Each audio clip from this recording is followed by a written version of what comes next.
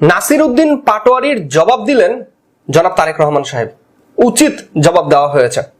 ভাই ব্রাদার, নাসির উদ্দিন, আমি আপনাদের সামনে আজকে মিডিয়ার সামনে বলে গেলাম, বাংলাদেশে যদি ক্রিমিনাল র্যাঙ্কিং করা হয়, বাংলাদেশের সবচেয়ে বড় অন্যতম গডফাদার এবং ক্রিমিনাল নাম্বার 1 হলো মির্জা আব্বাস। তোমাকে আজকে আমি একটা কথা বলতেছি, আমার কথাটা মনোযোগ সহকারে শুনবে। আমি তোমার জন্য এই বয়সটা নিয়ে আসছি। এটা কি দেখছো? নাসির উদ্দিন পাটোয়ারি খেলবেন মির্জা আব্বাসের সাথে। জাতীয় সংসদ ভবনে পিআর পদ্ধতিতে নাসির উদ্দিন পাটোয়ারি যাচ্ছেন উচ্চকক্ষে। একজন মির্জা আব্বাসকে যে পরিমাণ হেনস্থা করার চেষ্টা করছে আপনার একটা এনসিপির একটা এই কি বলে পাটোয়ারি। অনেকে ভাবছেন আজকে যদি নাসির উদ্দিন পাটোয়ারির জায়গায় শহীদ শরীফ ওসমান বিন হাদি ভাই থাকতো তাহলে হয়তো মির্জা আব্বাসের কাছে হেরে যেত না। আমি আপনাদের বলতে চাই, যদি স্বয়ং শহীদ শরীফ ওসমান বিন হাদি ভাইও হতো। জনাব তারেক রহমান, আপনাকে আমি সাবধান করছি, সচেতন করছি এবং আপনার জন্য কিছু কথা বলে রাখছি। আপনি পর্যন্ত যাবে কিনা জানি না। আসসালামু আলাইকুম, আমি আপনাকে দেখাবো এবার কঠিন ভাবে ফেসে গেলেন নাসির উদ্দিন পাটোয়ারি। কিন্তু কিভাবে, যাত্রা দেখলে অবাক হয়ে যাবেন। তো আজকের ভিডিওগুলো অত্যন্ত গুরুত্বপূর্ণ। তো আমি আশা করবো যে আপনারা সম্পূর্ণ ভিডিওটি দেখবেন, আর এই সম্পূর্ণ ভিডিওটি দেখলেই বিস্তারিত জানতে পারবেন। আর এই ভিডিওগুলো দেখানোর আগে আপনাদের কাছে আমার ছোট্ট একটি রিকোয়েস্ট, আপনারা যদি আমার চ্যানেলে নতুন হয়ে থাকেন তাহলে এরকম নতুন আপডেট নিউজ সবার আগে পেতে আমার এই চ্যানেলটি সাবস্ক্রাইব করে আমার সাথেই থাকুন। আর এখন চলুন কথা না বাড়িয়ে আমরা এক এক করে ভিডিওগুলো দেখে আসি। আসসালামু আলাইকুম ওয়া রাহমাতুল্লাহি ওয়া বারাকাতুহু। তোমাকে আজকে আমি একটা কথা বলতেছি, আমার কথাটা মনোযোগ সহকারে শুনবে। আমি তোমার জন্য এই বয়সটা নিয়ে আসছি। এটা কি দেখছো? এটা একটা পেন, আর এটা হচ্ছে পেন্সিল। এই যে 17-18 বছর যেভাবে রাজনীতি করছো না, এই পেন্সিলটা করছো। ভুল করলেও মিটাইয়া আবার পরিপূর্ণভাবে লিখতে পারছো। আর এখন বর্তমানে আমার মায়ের দেশে আমার মা কি শিখে দিয়ে গেছে? ভদ্রতা। এ পেন যদি ভুল বলো সেটা বল, মিটানো যাবে না। তুমি রাজনীতি কদিন ধরে রাজনীতি করো, তোমাকে কয়েকটা মানুষ পছন্দ করে আর তুমি বলতেছো যে তোমার অনেকটা নাম। তাই আমি বলতে চাই তোমাকে, এখনো তোমার বয়স হয় নাই, ছোট বাচ্চাই রয়ে গেছো। এখনো দেখো, নাকে টিপ দিলে দুধের গন্ধ বের হবে। মার দুধ যে পান করছো। তোমাকে একটা কথা বলি, মুরব্বীদের সাথে কিভাবে কথা বলতে হয় ওইগুলো আগে শিখতে বলো। তোমার মা বাবাকে বলো আমাকে আবার নতুন করে আবার শিক্ষা দাও, ঠিক আছে? এই জন্য বলি, আমাদের দেশমা বেগম খালেদা জিয়া শিখে দিয়ে গেছে বড়দের সাথে কিভাবে ইজ্জত করতে হয়। মানুষ তোমাকে যতই ঘৃণা করে, যতই লাঞ্ছনা বঞ্চনা কষ্ট দেয়, সেগুলো ধৈর্য ধরার জন্য, বুঝতে পারছো? তাই আমি তোমাকে সুন্দরভাবে একটা কথা বলতেছি, দুনিয়াতে মানুষকে ভালোবাসো। তোমাকে দুই একজনে পছন্দ করে আর তুমি ভাবতেছো তুমি অনেক বড় মাপের মানুষ হয়ে গেছো। উঠেও না। কয় বছর হবে তোমার? 30-35 বছর হবে, বুঝতে পারছো? তুমি আগে ব্যবহার শিখো, তারপরে বাংলা মায়ের কাছে আইসো। আমার মা যেটা শিখাই দিয়ে গেছে, আমাদের প্রধানমন্ত্রী বেগম খালেদা জিয়া কি বলছে?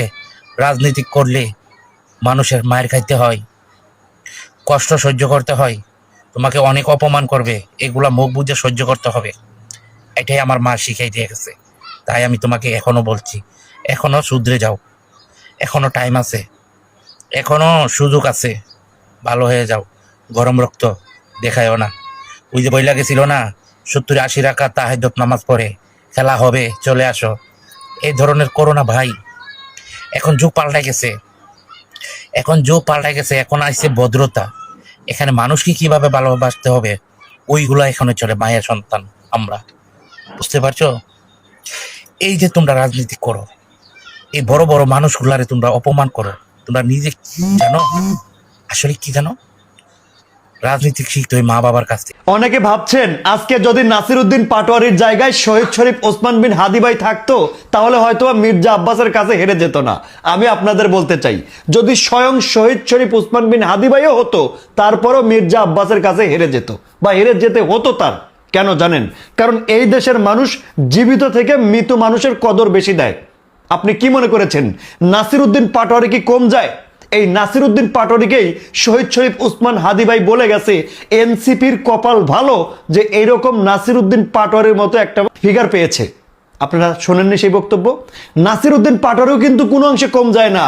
নাসিরউদ্দিন পাটোয়ারিরও কদর বাড়বে যেদিন সে মারা যাবে, যেদিন সেই দুনিয়ার বুকে থাকবে না। সেদিন দেখবেন এই দেশের মানুষ নাসিরউদ্দিন পাটোয়ারিকে মাথায় উঠায় ফেলছে। এখন নাসিরউদ্দিন পাটোয়ারির বক্তব্য ভালো লাগছে না, 10 জন পছন্দ করলে 20 জন অপছন্দ করে। এই শহীদ শরীফ ওসমান বিন হাদিও কম কষ্ট করেনি। মারা যাওয়ার আগে কয়জন তাকে চিনতো আর মারা যাওয়ার পরে কয়জন তাকে চেনে, আপনি একটাবার লক্ষ্য করলেই বিষয়টা মিলাইতে পারবেন। শহীদ শরীফ ওসমান বিন হাদি ওই জুম্মার নামাজ, ফজরের নামাজ পড়ে নির্বাচনের প্রচারণা করতেন। নিজের লিফলেট নিজেই বিলি করতেন। কেউ লিফলেট ধরতো, আবার কেউ ধরতো না। এখন সবাই কান্না করে। কেউ লিফলেট ধরতো, কেউ কিন্তু ধরতো না। এখন কান্না সবাই করে। ওই নাসিরউদ্দিন পাটোয়ারিও অনেক কঠিন কথা সহজ ভাষায় বলে ফেলে, হয়তোবা সেটা আমার আপনার পক্ষে সম্ভব না। এই নাসিরউদ্দিন পাটোয়ারিকে কদর দিন। এখন অনেকে বলতে পারে নির্বাচন হয়ে গেছে, আসেম তারপরে তুমি কথা বলো। সত্যর পক্ষে আমি সর্বদাই কথা বলবো। নাসিরউদ্দিন পাটোয়ারির মতো ফিঙ্গার এই দেশে প্রয়োজন আছে, সংসদে প্রয়োজন আছে। নাসিরউদ্দিন পাটোয়ারি খেলবেন মির্জা আব্বাসের সাথে। জাতীয় সংসদ ভবনে পিআর পদ্ধতিতে নাসিরউদ্দিন পাটোয়ারি যাচ্ছেন উচ্চকক্ষে। ও মাই গড, এমপি ইলেকশনে হেরে গিয়েও নাসিরউদ্দিন পাটোয়ারির পরাজয় হচ্ছে না। এই নাসিরউদ্দিন পাটোয়ারির দেখা হবে মির্জা আব্বাসের সাথে সংসদের উচ্চকক্ষে। দেখেন, আপনারা তো হ্যাঁ ভোট দিয়েছেন এবং হ্যাঁ ভোটকে জয়যুক্ত করেছেন। বাংলাদেশের মানুষ পরিবর্তন চেয়েছিল। কিভাবে বাংলাদেশের রাজনীতি চেঞ্জ হয়ে গেল একবার ভেবে দেখেন। কিভাবে বাংলাদেশের রাজনীতির পরিবর্তন এসেছে। সবাই এবার সিস্টেমের মধ্যে চলে আসবে, প্রোটোকলের মধ্যে চলে আসবে। এমপি মন্ত্রী এককভাবে তাদের ক্ষমতা দেখাতে পারবে না। প্রধানমন্ত্রী তার ভেতরেও ক্ষমতার যে পাওয়ার সেটাকেও একটু কমিয়ে আনা হয়েছে। ভাই ব্রাদার, আমরা একটু বিস্তারিত কথা বলবো আপনাদের সাথে। যদিও আমি রাজনীতি নিয়ে অতটাও জানি না, অতটাও কথা বলি না, কেবল শুরু করেছি। ভুল হয়ে গেলে সেটাকে ক্ষমা সুন্দর দৃষ্টিতে দেখবেন। ইয়েস, আপনারা হ্যাঁ ভোট দিয়েছেন, হ্যাঁ ভোট জয়যুক্ত হয়েছে। হ্যাঁ ভোট জয়যুক্ত হওয়াতে হ্যাঁ ভোটের এই অপশনে পিআর অপশনটা ছিল, পিআর পদ্ধতি, যেটা এমপি সিলেকশনে করার কথা ছিল। পরে এটাকে মেনে নেওয়া হয়নি যে এমপি সিলেকশনে না, এটা উচ্চকক্ষে গিয়ে পিআর পদ্ধতি হবে। তো এই উচ্চকক্ষে যেটা আমরা দেখতে পাচ্ছি, 100টি আসন রয়েছে উচ্চকক্ষে। এই 100টি আসনে জামায়াত এবং বিএনপি তাদের যে ভোটের ফলাফল, সেই পার্সেন্টের উপরে 100টি আসনে উচ্চকক্ষে নিজ নিজ দল থেকে ম্যান দেওয়া হবে, নেতা দেওয়া হবে।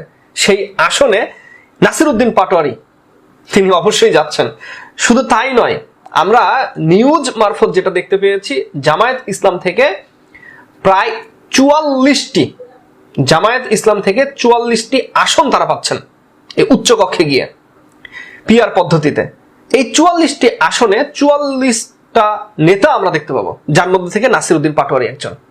এবং এই পিআর পদ্ধতির কারণে, এই হ্যাঁ ভোট পাশ করার কারণে আরো সবচেয়ে বড় যেই প্যাচ রয়েছে, যেটা হয়তো বা এখনো খোলসা করেনি, এখনো কেউ বলছে না। হ্যাঁ, এটা নিয়ে আমরা আগবাড়িয়ে না বলি, আগে নিউজে প্রকাশ করুক, তারপরে আমরা এই বিষয়ে কথা বলবো। তবে এতটুকু আপনাদেরকে বলে রাখছি, নাসিরউদ্দিন পাটোয়ারি তাকে থামিয়ে রাখা সম্ভব নয়। শুধু তাই নয়, এনসিপি থেকে যারা জয়ী হয়েছে আর যারা এখনো যারা পরাজয় হয়েছে, যারা জয়ী হয়েছে তারা তো এমপি, আর যারা পরাজয় হয়েছে অন্যান্য যে নেতাগুলো ছিল, যেমন সার্জিস আলম ভাই, তিনি পরাজয় হয়েছেন, এটা বলা যেতে পারে আমরা মেনে নিতে পারিনি। অনেক আফসোসের ব্যাপার। অন্যান্য যে তাসনিম যারা, তিনি তো এনসিপি থেকে হয়তো বা চলে গিয়েছেন। আচ্ছা, এনসিপির কথা বলি। এনসিপি থেকে যারা পরাজয় হয়েছেন তারা কিন্তু উচ্চ আসনে যেতে পারবেন। জামায়াত ইসলাম থেকে যে সকল হেভিওয়েট প্রার্থী, যেমন শিশির মনির, আলোচিত ব্যারিস্টার, আইনজীবী, তাকে তো গন্তির মধ্যে রাখতে হবে। শিশির মনির সহ আরো অন্যান্য যে হেভিওয়েট প্রার্থী আছে জামায়াতের, যারা উচ্চ শিক্ষিত, তারা এই উচ্চ কক্ষে যাচ্ছে এবং সংসদে গিয়ে তারা কিন্তু একটা সভা তৈরি করবেন। আপনি একবার খালি ভেবে দেখেন, এবারকার রাজনীতির প্রেক্ষাপট পাল্টে গিয়েছে, পুরোটাই পাল্টে গিয়েছে। এখন কেউ যদি মনে করে যে আমি এমপি হয়ে গেলাম, আমি ক্ষমতাধর, আমি এমপি হয়ে গিয়েছি, আমি প্রশাসন, ভাই এটা ভুল। আপনার পাওয়ারে কিছুটা ব্যারিকেড রয়েছে, রাস্তাতে যেমন ব্যারিকেড থাকে, এই ব্যারিকেডটা রয়েছে, অন্তত এবারের ইলেকশনে রয়েছে। 2 দিনের বৈরাগী ভাতের কয় অন্ন। এই যে নন পলিটিক্যাল গভর্নমেন্ট থাকা অবস্থায় বাচ্চা বাচ্চা পোলাপান যা কিছু তাই বলছে, যা কিছু মানে মানে যাচ্ছাতাই বেয়াদবি করছে, এগুলি মেনে নেওয়া গেছে। কিন্তু এখন কিন্তু পলিটিক্যাল ফর্ম, এখন কিন্তু একটা পলিটিক্যাল গভর্নমেন্ট চলে আসছে, এগুলি টোটালি প্রশ্রয় দেওয়া যাবে না। আমি জনাব তারেক জিয়ার প্রতি সম্মান প্রদর্শন করে বলছি, আপনি এইসব বাচ্চা কাচ্চা পোলাপানের থ্রেট টোটালি কোনো দাম দিয়েন না। হ্যাঁ, এতদিন যা খুশি তাই করছে, পুলিশ মার্ডার করছে, জনগণ মারছে, জানমালের ক্ষয়ক্ষতি করছে, এগুলি আপনি কিছুতেই মাইনে নিয়েন না, তাহলে কিন্তু সমস্যায় পড়ে যাবেন আপনি। আপনার কাছে বিশেষ অনুরোধ, এদেরকে শক্ত হাতে দমন করুন। নাসির উদ্দিন পাটোয়ারির জবাব দিলেন জনাব তারেক রহমান সাহেব, উচিত জবাব দেওয়া হয়েছে। ভাই ব্রাদার, নাসির উদ্দিন পাটোয়ারি ফেসবুকে একটি পোস্ট করেছিলেন, ইঞ্জিনিয়ারিং, নির্বাচনে ইঞ্জিনিয়ারিং করে বিএনপি দল গঠন করেছে, 200 আসনের উপরে অর্জন করেছে। এই কথার জবাব দিয়েছেন মাননীয় প্রধানমন্ত্রী জনাব তারেক রহমান সাহেব।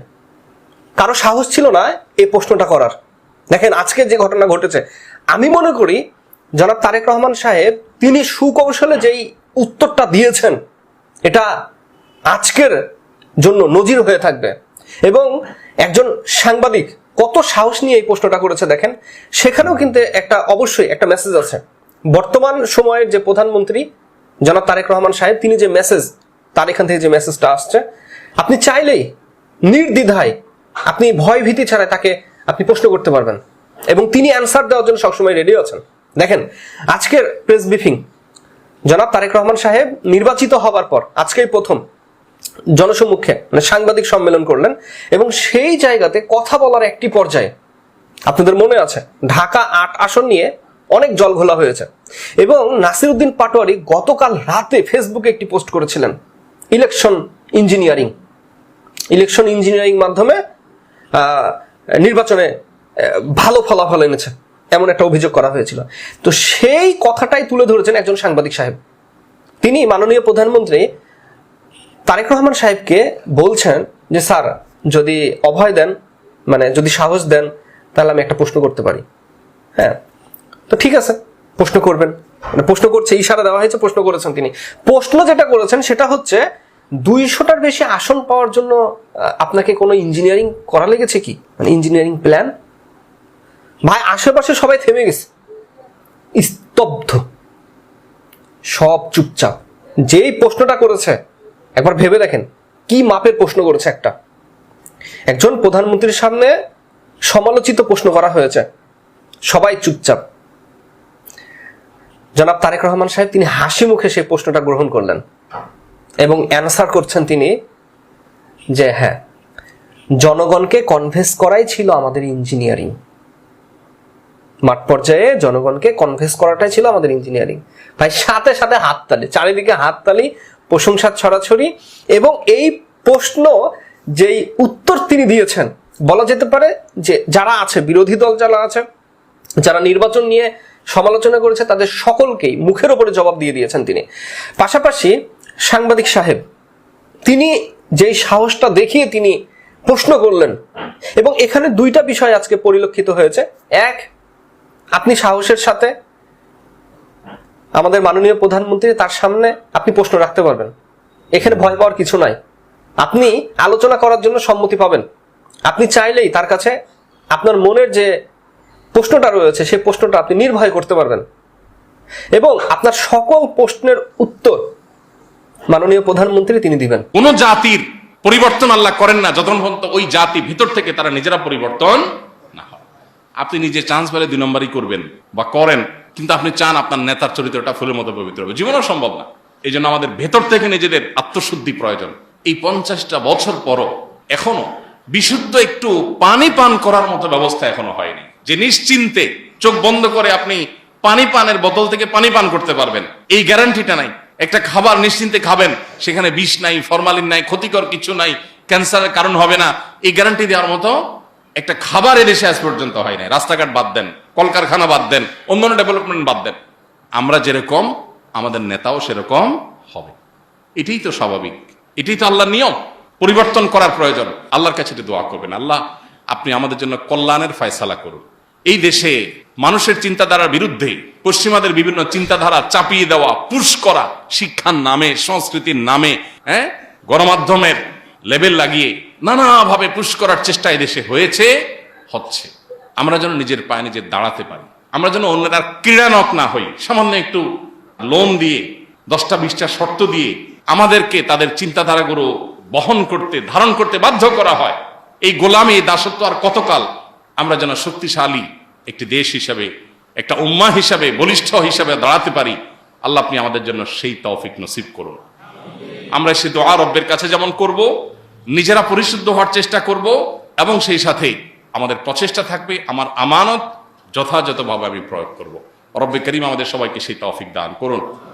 এদেশে মানুষের জন্য আল্লাহ তাআলা কল্যাণের ফয়সালা করে দিন। আমাদের জন্য কোনটা ভালো হবে আল্লাহ তুমি জানো, তুমি আমাদেরকে সেই পথ দেখাও, সেই পথটা আমাদের জন্য তুমি নির্বাচন করে দাও। আর এদেশে মানুষের ভাগ্য নিয়ে, এদেশে মানুষের কর্ম নিয়ে, এদেশের মানুষকে নিয়ে, এই দেশকে নিয়ে আর ছিনিমেনে খেলার সুযোগ যেন কেউ না পায় আল্লাহ। আর কতকাল আমরা এই কীটপতঙ্গের মতো, পোকামাকড়ের মতো, আর এই ভাসমান ময়লা আবর্জনার মতো, খড়কুটোর মতো এই জাতি কতকাল আর ভাসবে এই পৃথিবীতে? কবে আমাদের সে আর্থিক স্বাবলম্বিতা হবে? কবে আমাদের সে কূটনৈতিক শক্তি দাঁড়াবে? সেদিন দেখেছি পৃথিবীর দুর্বল পাসপোর্টের তালিকায় খুব কাছাকাছি সিরিয়ালে কত যেন প্রথম 10 না প্রথম 7-এর ভিতরে একদম প্রথম দিকে বাংলাদেশের পাসপোর্ট।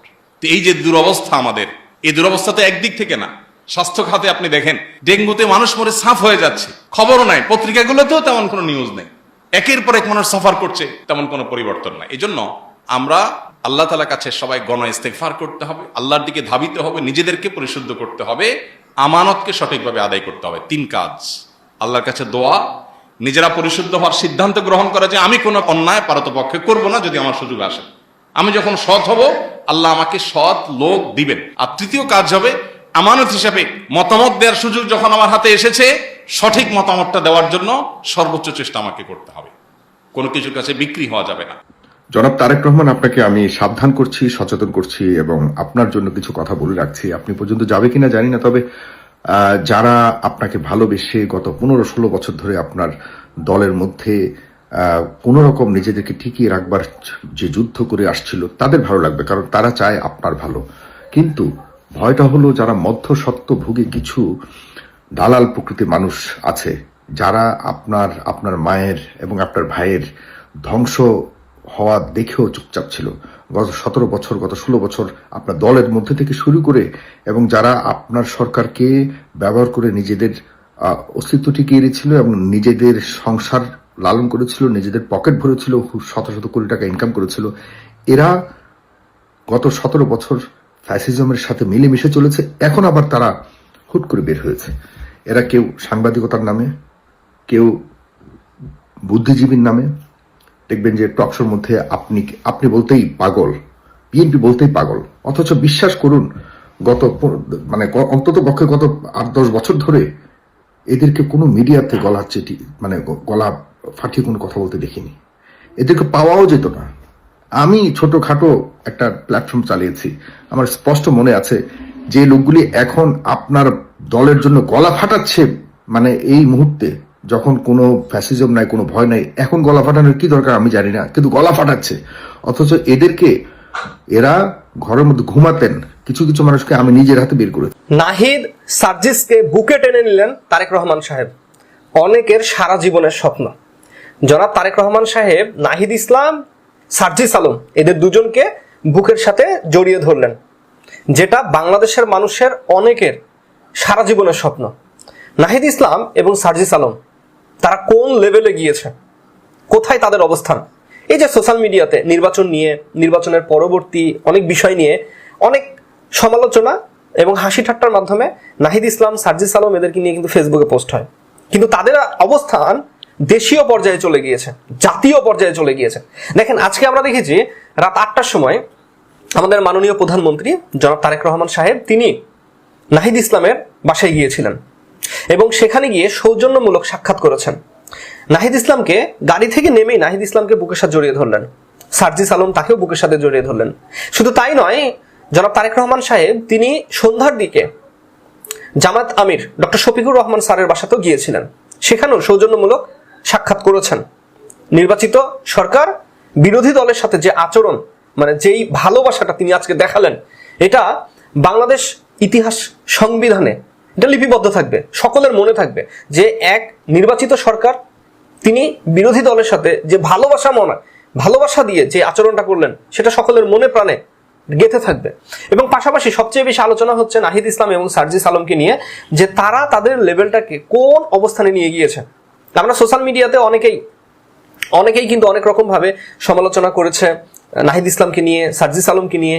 ইলেকশনে হারজিত থাকবেই, ইয়েস, নাহিদ ইসলাম জয়ী হয়েছে, সার্জিস আলম তিনি হেরে গিয়েছেন কিন্তু পরাজিত হননি।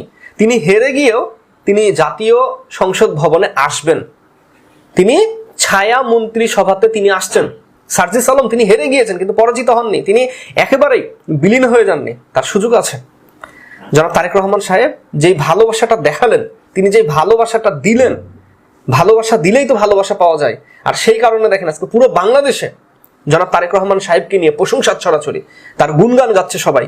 এবং একতরফা ভাবে সকলের মনে যে খুঁটিনাটি কিন্তু অভিযোগ ছিল, সকল কিছুই কিন্তু ভালোবাসাতে রূপান্তর নিয়েছে।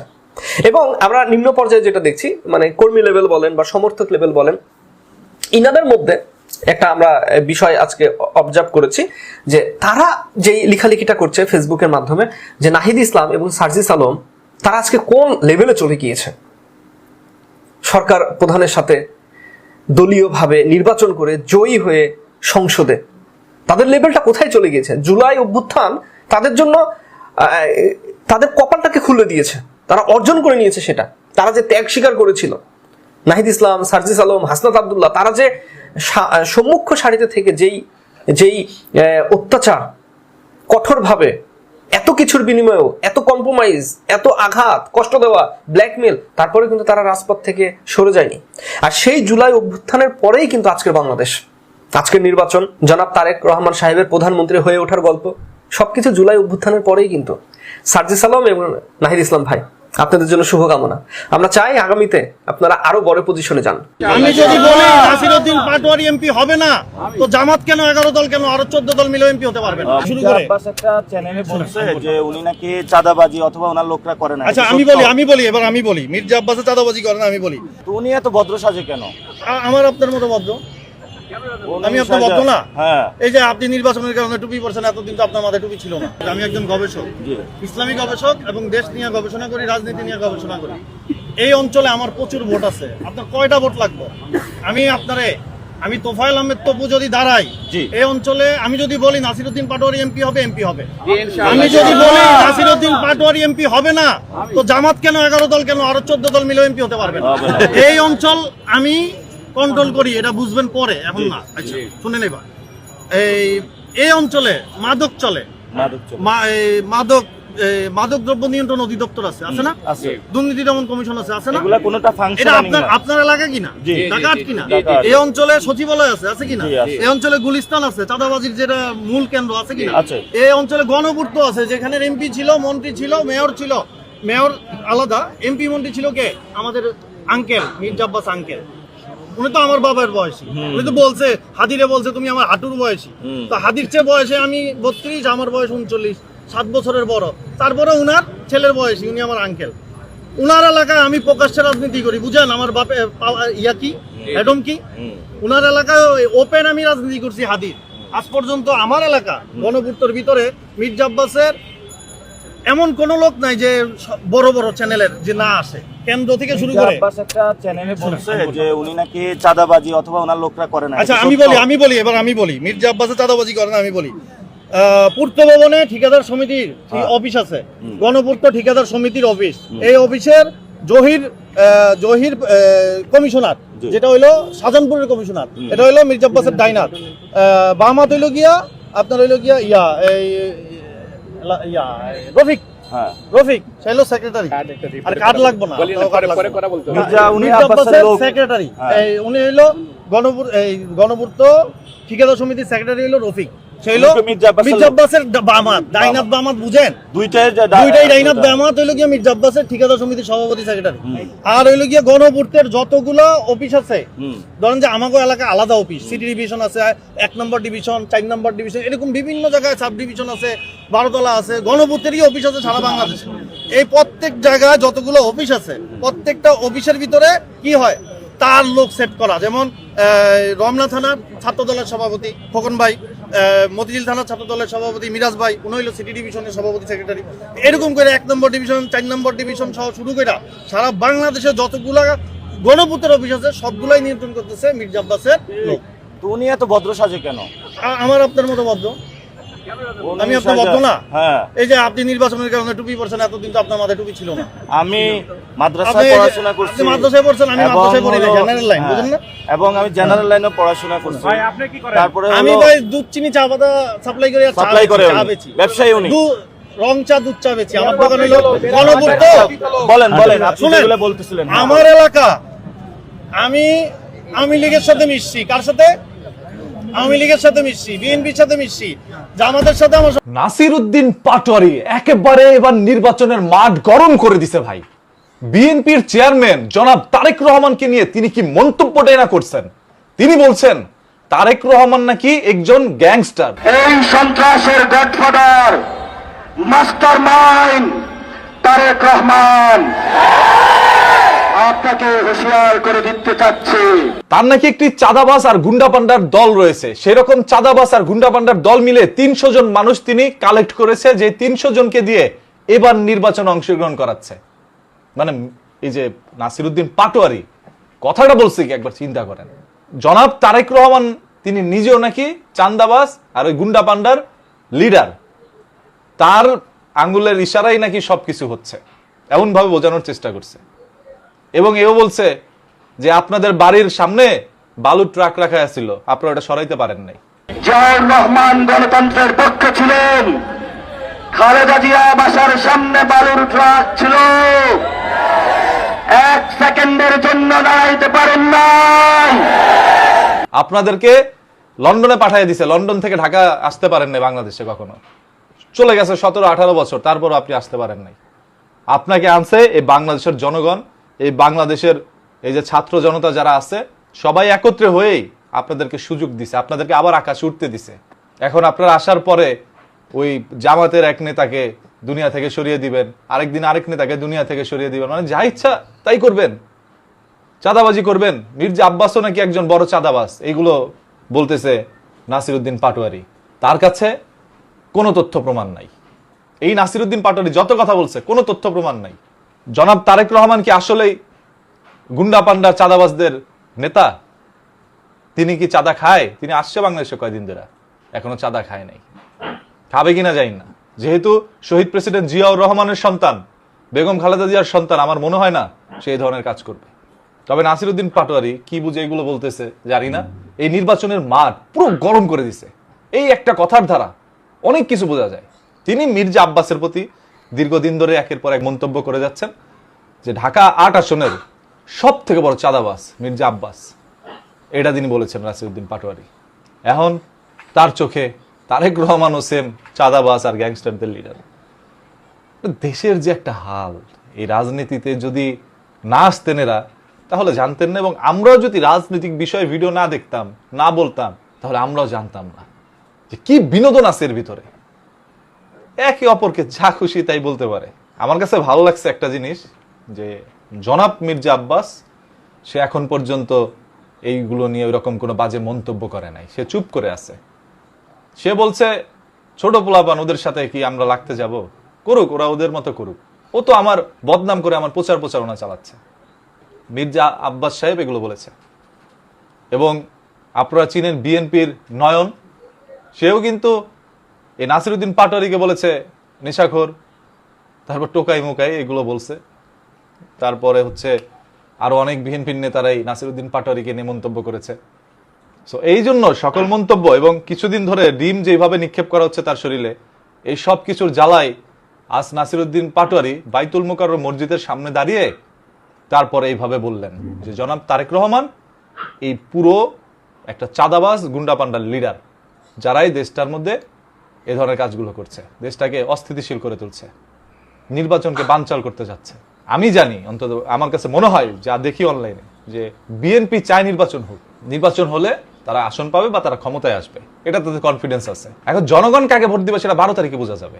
12 তারিখের আগে তো আর আমরা বুঝবো না। এই নাসিরউদ্দিন পাটোয়ারি তার বিরোধী প্রার্থীকে, সে হচ্ছে মির্জা আব্বাস, যাকে মোটামুটি সবাই চেনে। তার সাথে প্রতিদ্বন্দ্বী প্রার্থী হিসাবে নাসিরউদ্দিন পাটোয়ারি কি আসলে টিকতে পারবে কিনা, সেটা হচ্ছে বড় কথা।